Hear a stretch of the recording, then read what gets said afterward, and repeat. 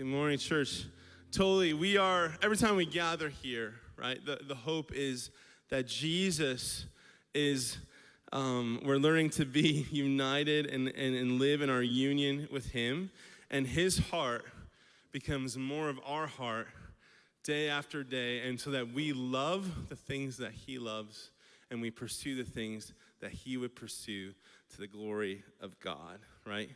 Now, God has good things for us this morning. I have a few announcements. One of my favorite announcements to do. We have a rosebud this morning, and Calvin Walter DeYoung was born on June 30th to Becky and Jeff DeYoung.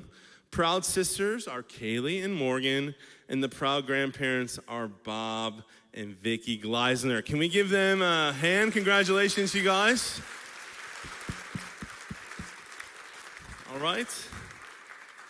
All right, that's the first one. Now, the second one is this, ice cream social. Have you heard? We're doing an ice cream social. Who likes ice cream? Okay, so like 5 of us at least, right? That's great. We're doing an ice cream social. Today is the last day you can sign up. It's in 2 weeks from now. We actually have 17 host homes ready to carve out for you a beautiful bowl of ice cream. No pressure, nothing attached to it. All you have to do is show up, hang out, enjoy the ice cream, and then you get to go home. Young adults, where are you at? Dude, get some, okay, come on, man, sign up today. Get some ice cream. I know you like ice cream, Ryan. Come on, let's do it, man. All right, sign up, buddy. If you want, you can take your bulletin. There's a QR code right on it. You can click that, snap that code. It'll take you to our website. And on our website, that page, just a few down, you can sign up right online. Listen, we need you to do this today. And church, this is for okay, here are the only requirements. Are you alive? Yes. Okay, good. Are you a part of this church, or would you like to be? Good, you meet all the requirements. Any age, come on, we want to get together.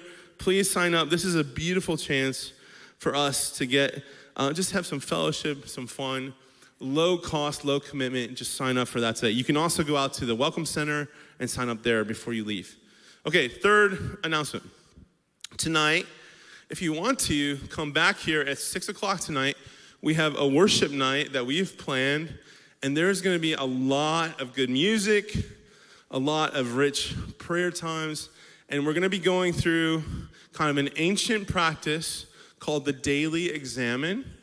It's a 5-part practice, and we'll go through that together as a people, and you will have that practice then in your pocket that you can take and do on your own in the days to come, in the weeks ahead. It's just a method of praying. I have a good friend who has walked with Jesus for a very long time, and he said in 2020, this practice saved his life. And it's not that he didn't know how to pray. Of course he knew how to pray. He's been praying for 50, 60 years. But this gave him a new way in the heat of life, an incredible amount. It takes 5 minutes. He goes through it in 5 minutes, and God enables him to just unify his heart with his and put him at rest. So it's a practice that we can do. It's going to be a good time together. I invite you back for that, 6 o'clock tonight. Now, our last worship night was all about full family, kids, and parents and everyone. This is less oriented around kids. This is more adult-oriented. Our next one, though, I hope to be another family affair. So just in mind, we are in mind of that, but tonight has a different purpose. Okay, we're in our series. Is that enough announcements for you? You guys want more? Okay, no, I don't have any more, sorry. We're in our series in Ecclesiastes. We're calling it Under the Sun, which is a phrase that happens over and over. The teacher's talking about life on earth under the sun. And today, we're going to talk about work. So I want you to turn to your neighbor. And if you can remember, tell them what your first job was and how much you made, okay?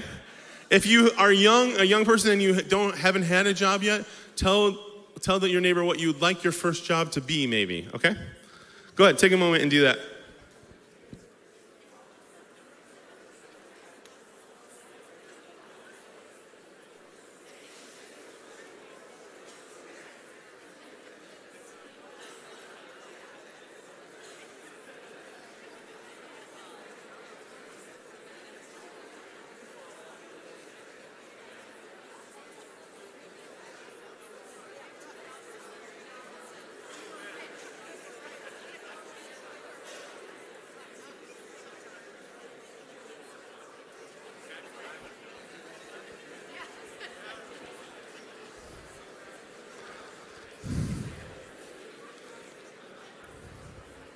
Okay. Does anyone have a really crazy first job? No, good. Babysitting, how many of you babysitting? Good. Paper route, anyone? There you go, okay. My first job was at a pool store, selling pool products to keep pool clean. I was 16, I got paid the major amount of $4.05 an hour, which might I say, because of my good work, finally went up to $4.15 an hour. Incredible. Now, the problem is I knew nothing about pools, and the science made no sense to me at all, and I constantly gave people bad information. So I am sorry to aqua pools. I admit it now, finally here in public. Please forgive me, all right? Now, we're talking about work today, but in the book of Ecclesiastes, it's important for us to understand the context from which the author is having this conversation for us, okay? So there's a couple things I want you to know, a couple things I want to remind us. Pat has mentioned several of these already. There's two voices in the book. The first is the author, and the second is the teacher. Turn to Ecclesiastes 1:1. The author shows up in verse 1. He introduces us to the teacher, and then he doesn't show up again, actually, to the very end of the book in chapter 12. In verse 1, he says, and I'm using the New Living Translation, he says, "These are the words of the teacher, King David's son, who ruled in Jerusalem." So he's letting us know that the teacher is a son of David, or in the line of David. Most people believe that is Solomon. So the majority of the book is Solomon's teaching, which starts in verse 3, and it goes all the way to chapter 12, verse 7. Now read verse 2. My Bible says everything is meaningless, says the teacher, completely meaningless. Now jump all the way to chapter 12, if you can, verse 8. And mine says the same thing, right? Everything is meaningless, says the teacher, everything is meaningless. You see that? Those are the bookends. Those are the bookends that describe the teacher's teaching. This sums up the whole of what he's going to say. All right, so verse 2 all the way 12 chapters, verse 8. And then after that, it comes the author. And he does say this in verse 9. "Keep in mind the teacher was wise. He taught the people everything he knew. He listened carefully to many proverbs, studying and classifying them. The teacher sought to find just the right words to express truths clearly." The author definitely wants you to know that he wants you to pay attention to what the teacher has said, because it matters. This guy knows what he's talking about. He's done a lot of study, and he is definitely very wise. And not only is he wise, but he's chosen his words carefully for your sake and mine, for the reader's sake. Now, what else do we know about this author that shows up at the end and this first verse? It very well could be Solomon as well, in just two different voices, but we just don't know. It just remains anonymous. So that is one opinion, very much so. But we don't know. Go to verse 12. He says, "My child, let me give you some further advice." So he basically, at the end of this book, the author sums up. He's like, hey, look, after you've paid attention to all that the wise teacher has said, let me just sum it up for you. But it's a child and parent relationship right here. So in my mind, like if you're a high school student or a young adult, a young professional especially, Ecclesiastes is a great, great book for you. Because it's someone who is a little advanced in years, taking great wisdom that he's found about life and saying, hey, before you enter in and go after life, know these truths. Like, make sure you have this in mind. This is important. So please pay attention. And then at the last verse is the author giving his conclusion. Now, so the author wants us to hear what the teacher has to say, listen carefully to it, and then also come to our own conclusion. Now, verse 2, going back to those bookends, right? Everything is meaningless, says the teacher, completely meaningless. I remember reading this as a kid, and I was like, this sounds like the worst Bible verse I ever read. You know what I mean? That sounds terrible. That's the most despairing thought I can think of, that everything is meaningless. And it's really important that we understand what the author is actually saying, because he's not actually saying what I thought he was saying. The word for meaningless is hevel. Can we say that? Hevel. Well, all right, one more try. Hevel. Hevel is an important word for us. It's the context from which all this conversation happens. Hevel means smoke or vapor, right? Pat mentioned this already in his first sermon, and it's the idea that life, man, it's not that it's meaningless. It has good and it has beauty, but as soon as you go to grasp it, it's gone. It's like smoke or vapor. A better word for it actually in our day in language is probably enigma. Life is an enigma or a paradox, meaning it's you can't figure it out. The unexpected happens. It's hevel. For instance, you think you've finished your McDonald's lunch and you look in the bag and you have what Jim Gaffigan calls the bonus fry. Life is hevel. Just doesn't make sense.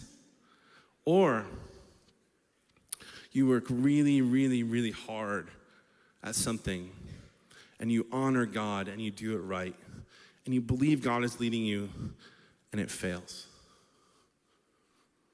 Hevel. Right? And we understand this. It's the person who loses their life before their time. The pain that caused. That doesn't make any sense. It's hevel. It's going through a 4-year adoption process, and at the end, you have no kids. It's hevel, right? It's showing up. You finally made it back to church, and you found out the worship pastor was preaching. Hevel. It's an enigma. And then he laughs like that. Hevel. All right. It's unpredictable. In the teacher's words, it's like chasing after the wind. You can't figure it out. And God is the only one who can. His ways are higher than ours. Now, it's important to understand life is hevel for us. We can't expect or understand it. But it's not hevel for God. He gets life. He's in total control. He's totally sovereign. He has full knowledge. It makes sense to him. But his ways are so much higher than ours. And the teacher's point in this book is he's going to take all these things that we chase after for meaning and satisfaction in life, and he's going to deconstruct them, and he's going to show you how they're hevel. It's a chasing after the wind, because only God satisfies. Okay? So we're going to look at today the conversation we're going to look at is about work, but that's the context. And it's a fun one. Work is a fun one. So let me just pray. A really simple prayer. And if as I say this, if you could say it to God in your own words. God, give me ears to hear. God, give me eyes to see. And God, help me understand what it is that you're saying to me. And give me the grace to be obedient in it and to follow you. Right? All right, great.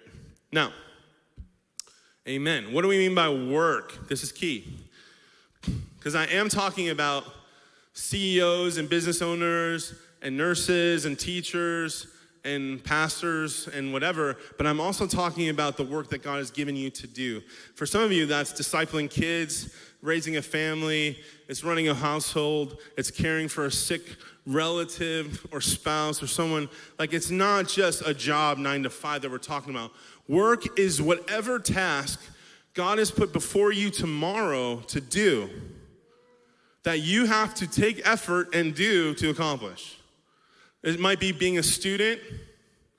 It might be making art, right? It might be caring for an individual, but that's work. Okay, so let's go to Ecclesiastes chapter 1. And verse 2, so he starts, again, the bookend, everything is hevel, hevel, hevel, everything is utterly and completely hevel. Verse 3, he asks this question: what do people get for all their hard work under the sun? Meaning, if life is hevel, it's a paradox, what does working hard really get you? And he's gonna go into some massive pursuits here. If you read on through the book, he's gonna pursue pleasure and wisdom and status and wealth and work, all right? And there's two, when we talk about work, and as we read this, there's two truths that I want you to see, all right? The first is this: work is hevel. Life isn't just hevel, work itself can be hevel. It can be a paradox, enigma. The moment you try and grasp it or use it to bring satisfaction and meaning to your life, it's not gonna work, okay? But also, work, and this is the good news, work and the ability to enjoy it is a gift from God. It's a good thing. All right, so go on. Let's move to chapter 2. We're just going to cruise through look at some of the scriptures he uses. Chapter 2, verse 18. I'll give you a second to get there.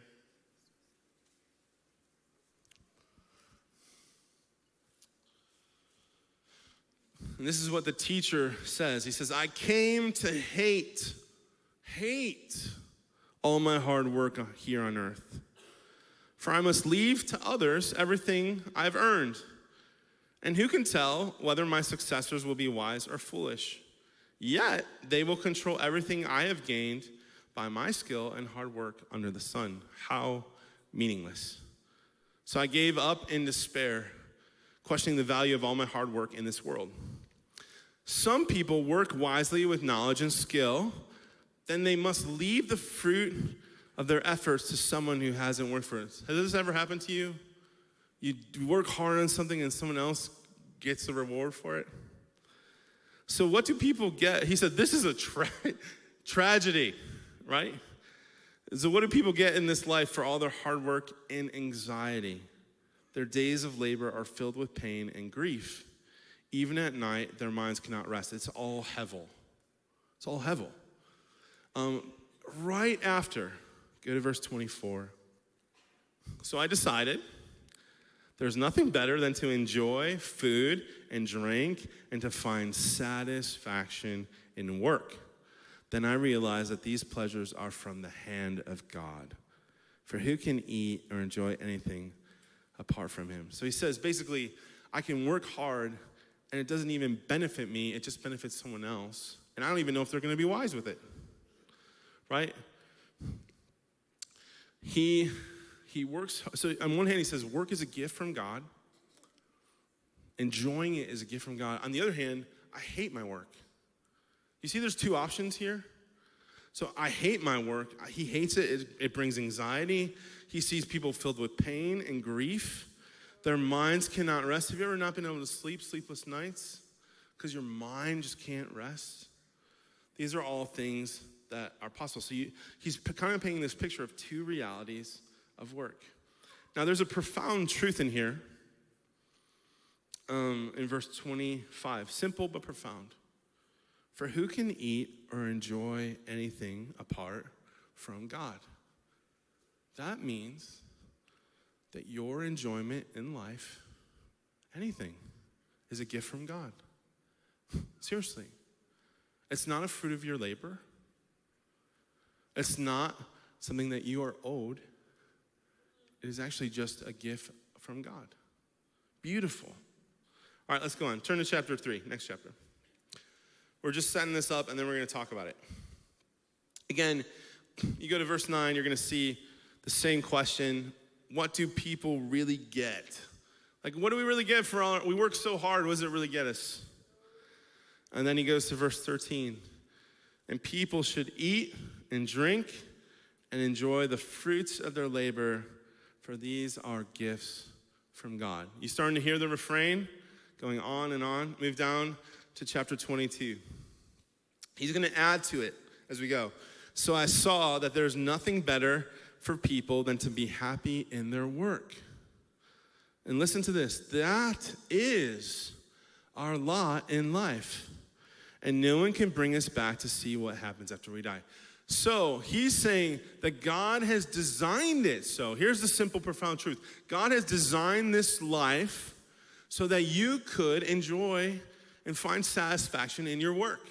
That is actually part of the design. It's meant to be that way. It's a gift that God has for you. It's not just something that some people get, it's for all of us. It's part of the grand design.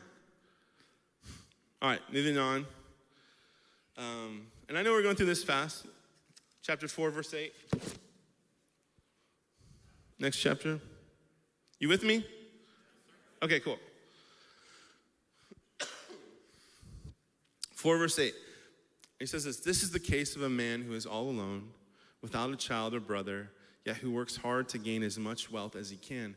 But then he asks himself, who am I working for? Why am I giving up so much pleasure now? It is all so meaningless and depressing. So again, we see working to gain wealth for yourself, hevel. It's a chasing after the wind, especially if you have no one to share it with. So someone to share and enjoy our work with, that too, that is a gift from God. This is where the famous passage goes on, two are better than one. We're not going to get into that for time. Go next chapter, chapter 5, verse 16. We're cruising.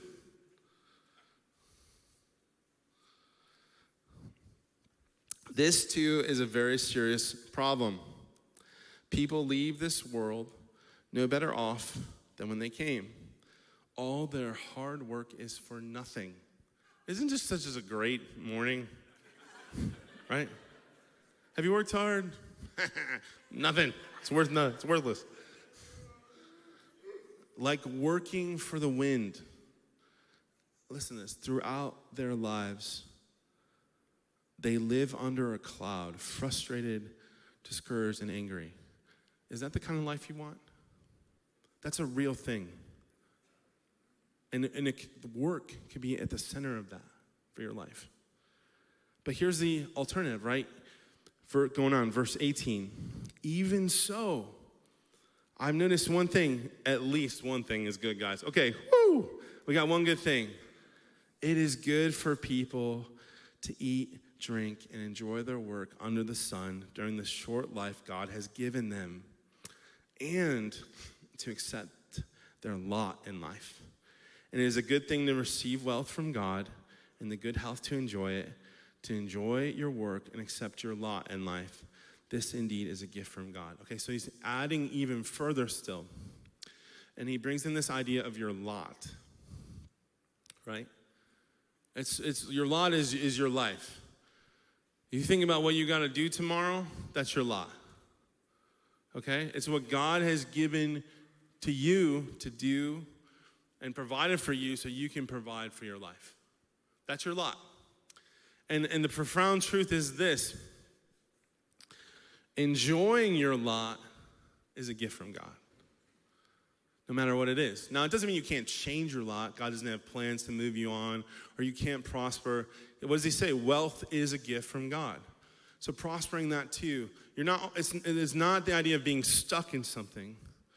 It's the idea of enjoying whatever it is that God has given you today. Okay? And that's profound. I mean, that's really profound. This idea of accepting your lot, and that is a gift from God. All right, last one, chapter 9. So you got to go forward a little bit. I hear some pages turning. My digital pages are flying. Chapter 9, verse 7. So go ahead. Eat your food with joy. Someone's going to the buffet after this, and they're like, I'm just so glad for this verse today. Right? And drink your wine with a happy heart. If you got a good bottle of wine at home, go for it. For God approves of this. And this is an interesting thing with alcohol, right? Let's talk about that just for 1 second. Wine is a gift from God. If you're looking for a biblical thing that says wine is bad, you won't find it. In fact, Jesus made wine. I don't know if you know that. It was like his first miracle. But, right, to find meaning and satisfaction in wine, which is pleasure, is hevel. And any kind of drunkenness is sin.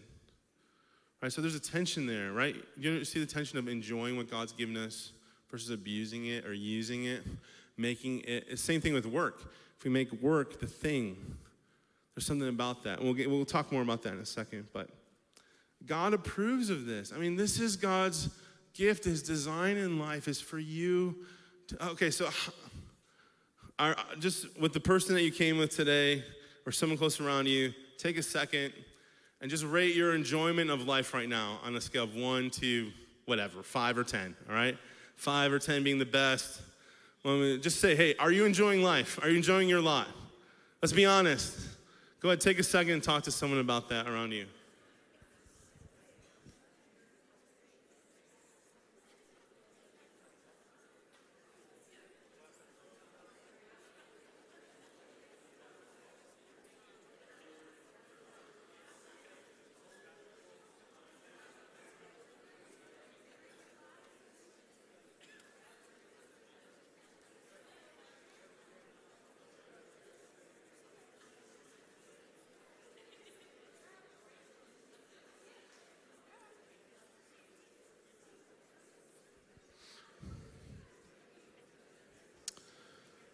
It is God's will and desire that we could all say 10. It's part of his design. So you need to hear that. Whatever God has given you to do, because it is a gift from him, the enemy would love to see that be the thing that you hate, or that you're tired of, or that feels too hard. He would love it if it caused you anxiety, despair, real emotional and mental health issues. Those are a thing. I mean, that's a real thing. Right? He would love for you, for your work to lead your life to ruin rather than be what God intended it to be in your life, which is a satisfying and good gift. So, I mean, the question then becomes, how do we get to 10, right? How do we enjoy this gift from God? And I think the author has some help for us there too. All right, so go back to chapter 4. And this is the first thing I see. And my buddy Jeremy just texted me this verse as I was like reading it. And it was like, oh yeah, God, aha moment in this passage. It really opened it up. Thank you, Jeremy. You're the whole reason we have this sermon today. You and Jesus. It says this: fools fold their idle hands, leading them to ruin. And yet, better to have one handful with quietness than 2 handfuls with hard work and chasing after the wind. Okay? Quietness. One hand of quietness, one hand of hard work. Now, 2 handfuls of idleness, like not working hard, you know what that is? Ruin. That's what he says. 2 handfuls of work, that is hevel. It's chasing after the wind. 1 handful of quietness. Now, the word quietness means, you can also, maybe your Bible says, anyone's tranquility. You have that? Another translation is rest, right? A handful of rest and a handful of work. Now, he's not saying that you shouldn't work hard. Quickly look at chapter 11, verse 6. He's not saying take it easy, don't work, right? Plant your seed in the morning and keep busy all afternoon, for you don't know if profit will come from one activity or another, or maybe both. The author wants you to work hard. He just doesn't want you to only work hard. So the first key to unlocking this gift is what we call balance. And that should make sense. Balance, a balanced life. But whatever God has given you to do, work hard at it, go after it. But there needs to be, and we got to cultivate into our life rhythms of rest and work. Now, some of you we just celebrated a rosebud, right? So some of you like sleep, rest, what? And that's true, right? We just, maybe you have 4 kids and life is nuts and you just are like, I'm not going to rest for 25 years. Okay, I get it. I don't have kids. I have no right to tell you how to figure that out, okay? So I'm not here to teach you how to do that. You have to go to someone wiser. I would suggest Mike Locke, right? Mike, can you teach us all that maybe? Thank you, buddy. But we need rhythm in our life of work and rest. We need both. Now, also when we start to talk about rest, we need to change our mind. Because it doesn't just mean ceasing or leisure, right? But rest, this is something that God gives, a handful of work, and the rest, the ability to enjoy it, that's a gift from God. So it's something that God gives, and it's rest of the soul. We need to start thinking of rest, not just as not working, but are you at rest inside? Right here. Are you at peace? Do you have shalom with the world, with God? Do you know how to be directly connected to the one who gives rest? We're talking basic following Jesus here. Do you know how to have a relationship with Jesus? To cease from all activity, to run to his feet, and to receive rest from him. Okay? We need a balanced life. So what's the first question? Do you have a rhythm of life that allows you to be with Jesus and cease from work and enjoy what God has provided for you? If your rhythm is off, chances are you're not enjoying God's gift of work. So what else can impact our ability to live a balanced life when it comes to work? And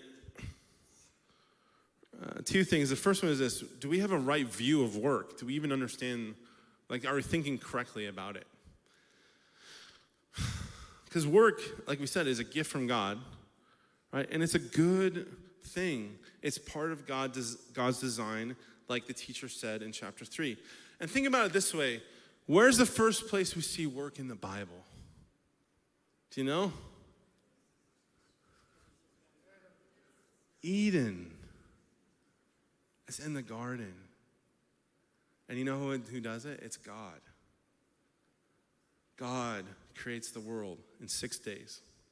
And it says at the beginning of chapter 2, he ceases and he looked at all his work. He finished it and he looked at it and he said, it was very good.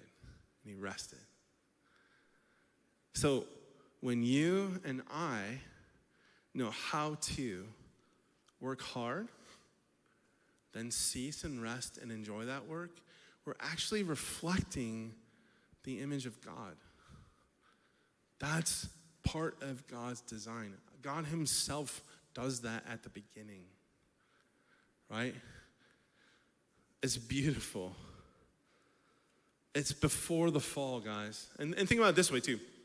The garden, is Eden finished? Is it done? No. So God finished with his work, but then he puts Adam and Eve in the garden and he gives them a work. And he says, okay, subdue it, fill it, take care of it, make it prosper, go for it. So God creates an unfinished earth that needs work before the fall, before sin, before brokenness. Man's and women's job to tend to the earth, to subdue it, to cultivate something beautiful and good. That is part of God's great design. It's part of his creation before it goes awry. So, first of all, do we have a right view of work? That can get messed up too by how we view our lot, right? The teacher says accepting your lot is a gift from God. And there's a lot that can bring unbalance to our life and when it comes to work in this area. One is, right, sometimes we're chasing position, status, recognition, wealth, security, and we can convince ourselves that those things, and once we have those things, we'll be okay. We'll be satisfied. We'll have meaning. We'll be okay. And that's all hevel. It's all chasing after the wind. And so here's the crazy thing. When we chase work to make our life meaningful, we will hate it. But if you accept your lot and thank God for it, you get to find satisfaction in your work. That's a gift from him. You see the difference, the contrast? But sometimes we're not able to accept our lot because we have a selfish idea of work, right? Work is a means to our ends. It's meant to satisfy. We just talked about that. It's a pursuit of something that should satisfy something in us. And in fact, guys, this is the American dream, right? It's built into our founding of our country, the right to pursue happiness. You have the right, by the way. I'm not trying to take any rights from you. But I'll tell you, that pursuit is hevel, and it ends in despair.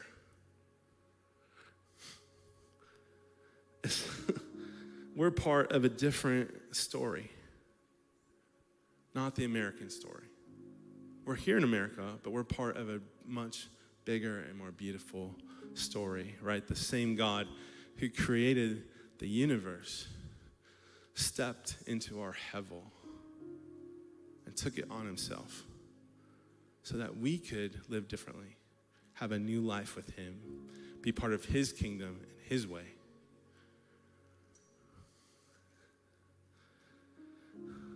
When we work, we reflect the image of God.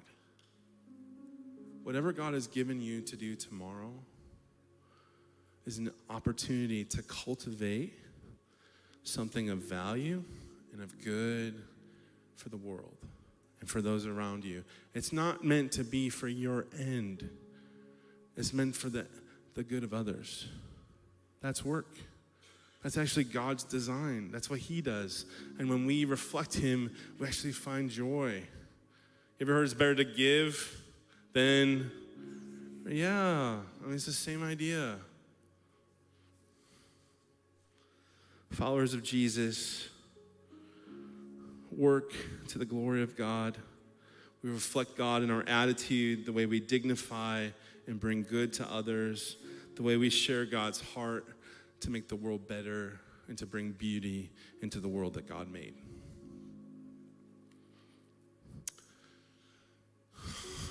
Sometimes, though, it's not that we're selfish.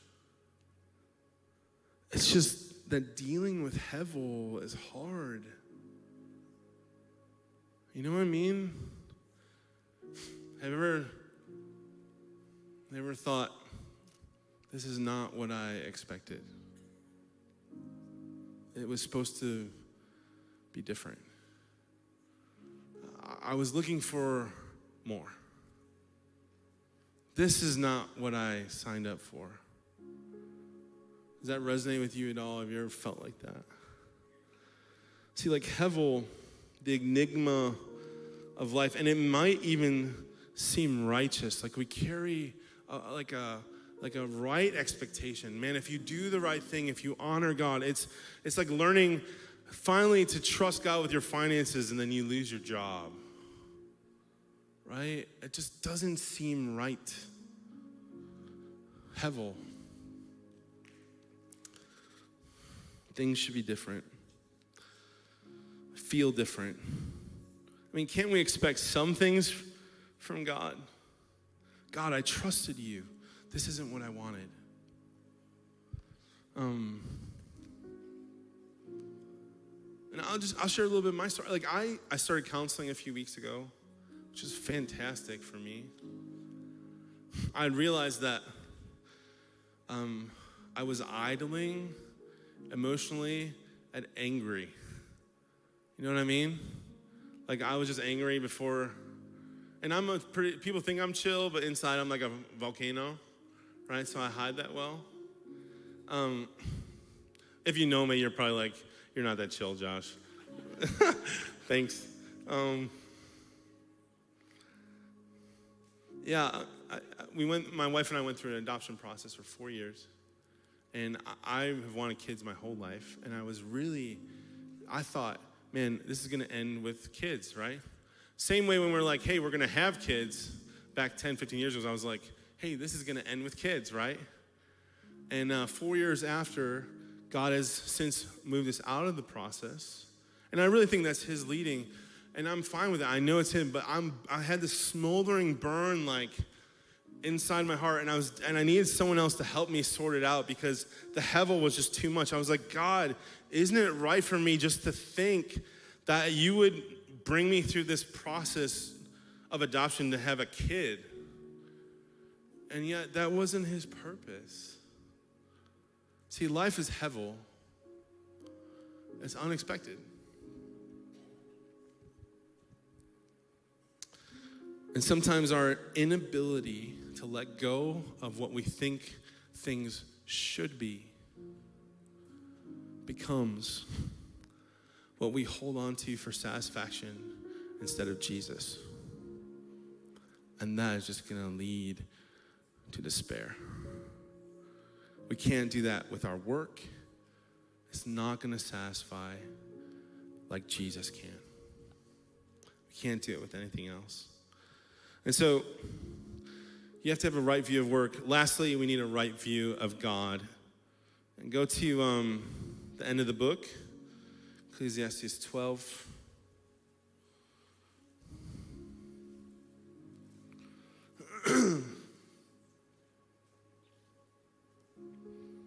And so the author, verse 12, hey, my child, let me give you some further advice. Be careful, for writing books is endless and much study wears you out.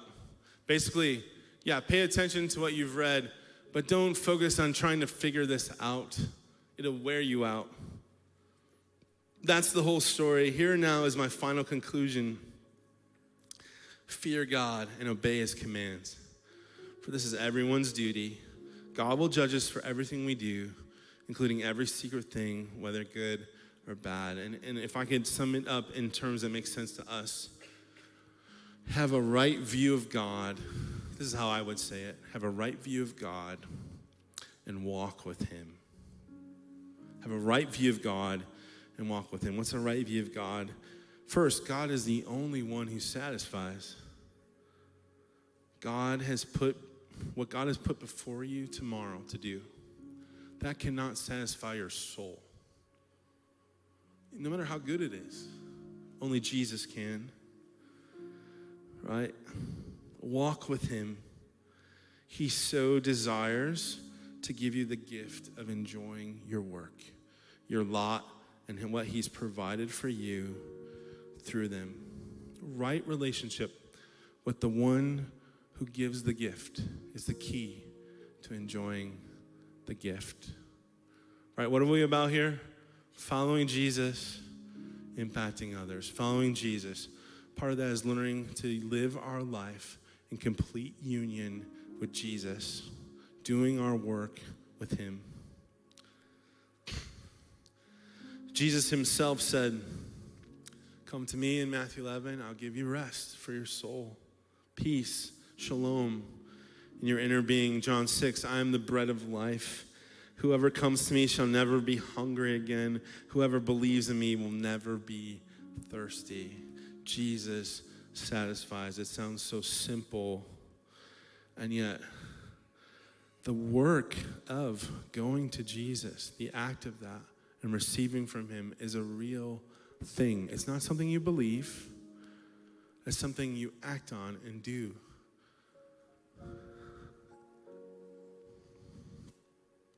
We sing a hymn. I can't sing right now because I had this cold a couple weeks ago. But we sang an old hymn a couple weeks ago, one of my favorites. All my life I had a longing for a drink from some clear spring that I hoped would quench the burning of the thirst I felt within. Hallelujah, I have found him. The one my soul so long has craved. Jesus satisfies my longings. Through his blood, I now am saved.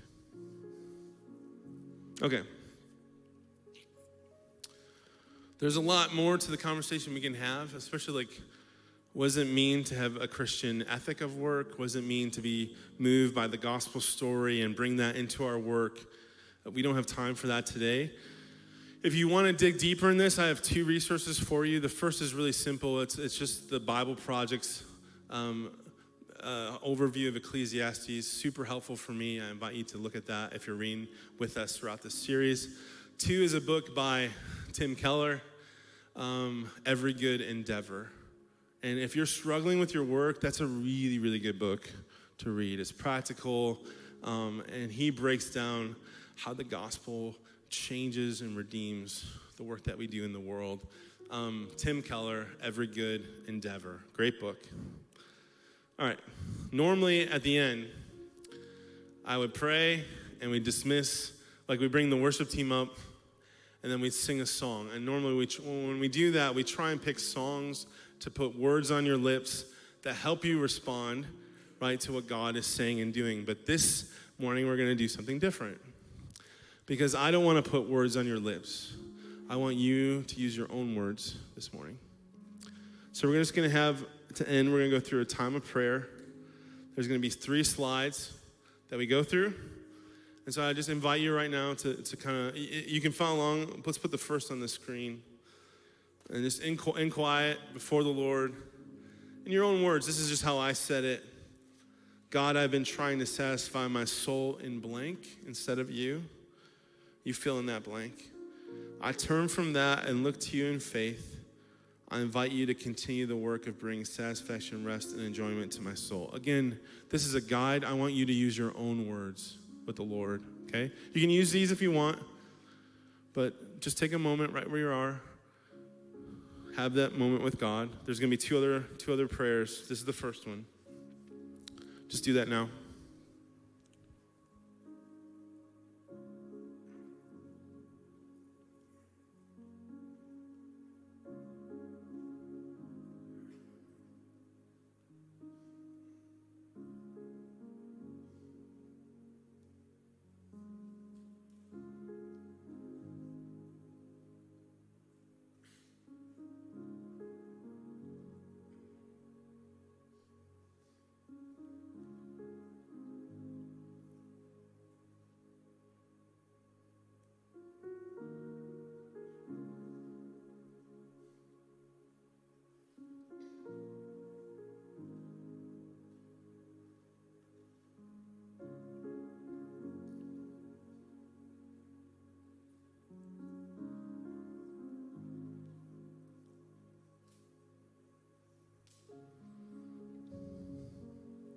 Okay, second slide.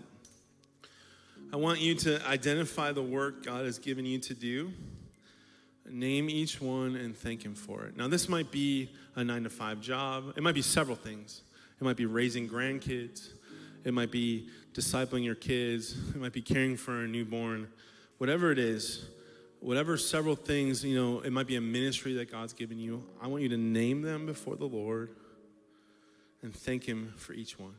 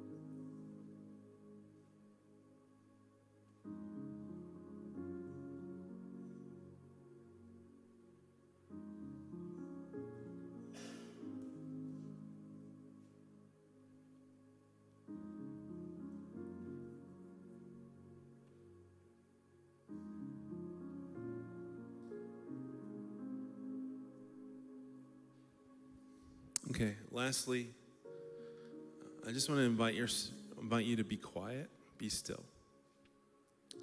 Just for like a minute, and I want you to receive this truth in the stillness. The work God has given you is good. It's a gift from him. Just be still before the Lord and let that soak in.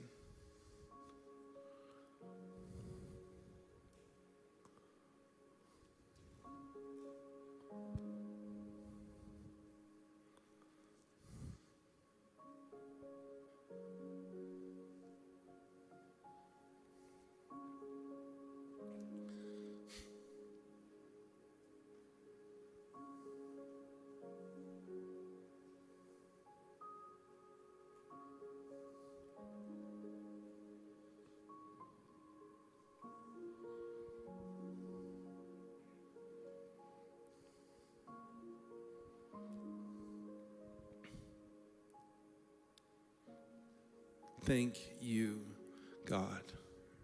All right, would you stand up?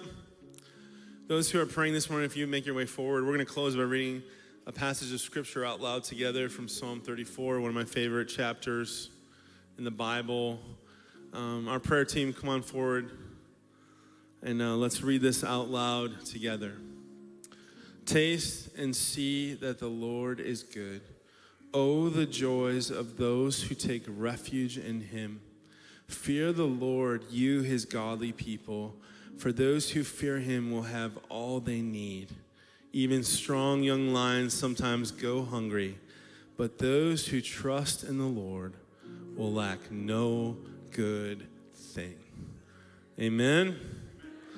You are loved. If you need prayer this morning, come forward. If sometimes we can't sort things out by ourselves. Come talk to someone, find someone. I'll gladly talk to you after the service. But church, you are loved. You have a good work in front of you today and tomorrow, and it's a gift from God. Enjoy it. Have a great week.